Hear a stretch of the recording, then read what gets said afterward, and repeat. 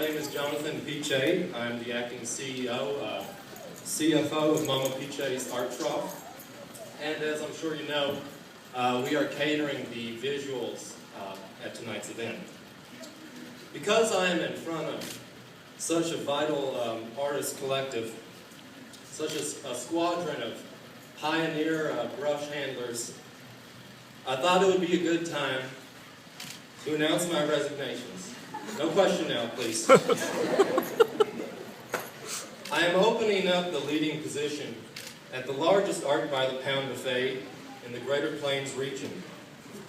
For the first time in 70 years, a non-Peaché will guide our beauty manufacturing division. And I thought, seeing as this is a multi-billion-dollar position that I'm offering, that I should explain why I'm stepping down. And I'm going to start at the beginning.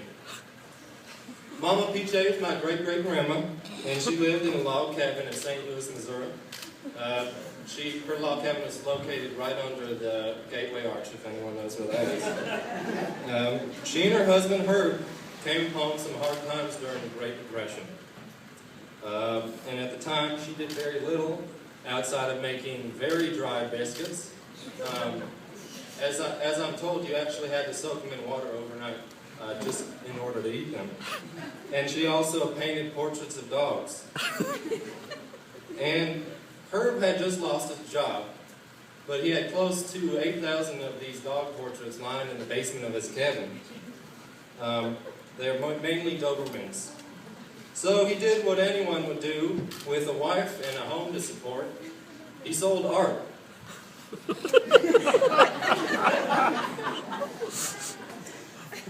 During cold winter nights, he would put the paintings under the heat lamps to keep the paint nice and warm. And it was during these times that he got the most customers. Because, there's nothing like being cold and starving in the Depression that makes a man want to decorate his home. After about 6 months of selling these paintings of dogs, he had about 4,000 paintings left. He had made enough money to hire a cubist, who had hired a modernist, who hired a postmodernist, who thought it would be postmodern if he hired a caricature artist. And as they say, the rest is history. By the end of the 1930s, Herb had 200 artists producing works at volume at 17 different buffets. Mama Peaché's Art Trough was wildly successful, but still maintained the vision of my great-grandma, a vision she called sating the thematic bellyache. She wanted to give regular folks striking and vigorous pieces. She wanted to shock the Midwestern landscape. And I would say that Mama Peaché has accomplished this task for a good long time. The Art Trough franchise produced challenging and healthy art for the everyman at a price per pound unheard of in the art world. We stayed true to our roots and maintained our empire with the ethics of a small gallery. And when I joined, I had little desire to change anything about the 200 buffet business. I introduced art into our line as it came along, incorporating new Greek media, GIFs, and nudist theater into our 2009 restaurant menu. But I longed for a vaster control of the collective thought. As many wealthy 28-year-olds do, I thought I knew what was best for America. I joined Mama Peaché's Art Trough with the Bennett Group in 2009. And the Bennett Group, of course, owns drive-through sculptures and yogurt landscape. And I expanded Mama Peaché's to a corporation of 20,000 outlets. I no longer knew the artists employed, and I no longer cared to. I hired those who told me they could sell concepts in bulk, and that was that. We were hugely successful, and in the past 4 years, I've made more money than all of Taiwan. But there were some things that began to trouble me. I started getting letters from healthcare professionals who told me of patients suffering from a mundanity, a dullness that had entered into their lives. People talked of an absence of visual narrative, a hole where meaning used to be on their mantelpiece. Pleasing but pointless objects from my buffet filled homes of America with thoughtlessness and complacency.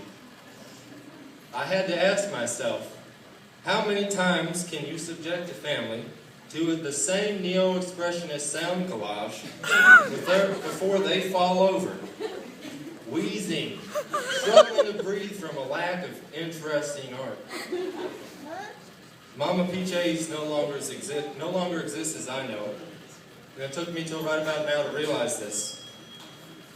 Last week, I assembled the original artists shown before you tonight, and I decided that we were going to prepare a new menu. Tonight, we offer you the richness of experience you could once expect at a Mama Peaché's art trough. An inscrutable artistic world where the postal service worker and the milkman can go for their fix of emotional abstraction and a tangible escape. I step down now and offer Mama Peaché's to the next generation of artists who, standing here before me, fill me with hope for a tomorrow of meaning, strangeness. Thank you.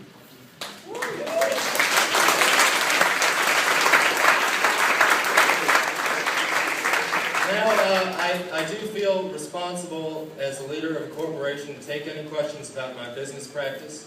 I need to acknowledge the wrong that I've done to the art community. If anyone has any questions, please feel free to ask now, and I will answer them in public.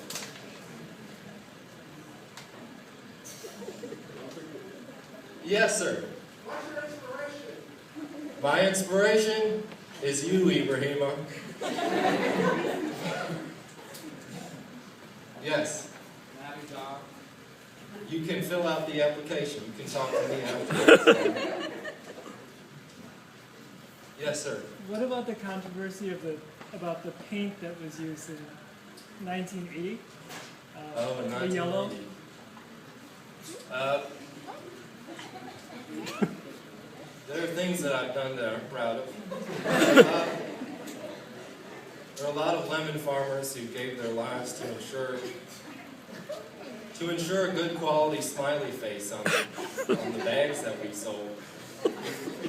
And I live with the knowledge of them each and every day. Yes. Did you receive any award in 2009? Mama Peaché's is wildly successful. I actually didn't request any. I can sleep well about it now. Any other questions? Yeah. The trough gave my great answer application. Who do I shoot? Yikes. I will send our legal team to talk to you later tonight. Thank you.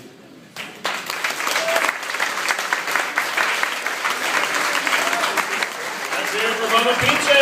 Yeah.